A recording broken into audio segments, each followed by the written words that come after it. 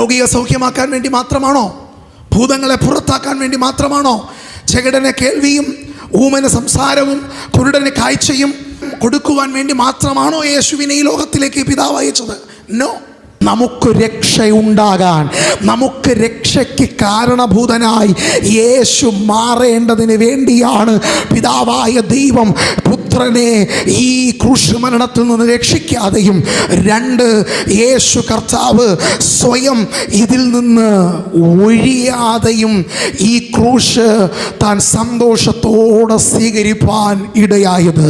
ഈ ദിവസങ്ങളിൽ നമ്മുടെ ജീവിതത്തിൽ ദൈവം നമുക്ക് തന്ന ഈ ആയുസ് മറ്റെന്തിനേക്കാളും പിതാവായ ദൈവത്തിൻ്റെ ഇഷ്ടം പുത്രനാകുന്ന യേശു നിവർത്തിച്ചതുപോലെ, അഥവാ അത് തികച്ചതുപോലെ, പുത്രനാകുന്ന യേശുവിൻ്റെ ഇഷ്ടം ഈ നാളുകളിൽ ചെയ്യാൻ, അഥവാ അത് തികയ്ക്കാൻ നമ്മുടെ ജീവിതത്തിൽ കഴിയുന്നതത്രേ നമ്മുടെ ജീവിതത്തിൽ ഏറ്റവും വളരെ നല്ലൊരു ക്രിസ്തീയ ജീവിതം. അവൻ വചനം ഇങ്ങനെ പറയുന്നു, കർത്താവേ കർത്താവേ എന്ന് വിളിക്കുന്ന ഏവനുമല്ല, കർത്താവിൻ്റെ ഇഷ്ടം ചെയ്യുന്നവൻ അത്രേ.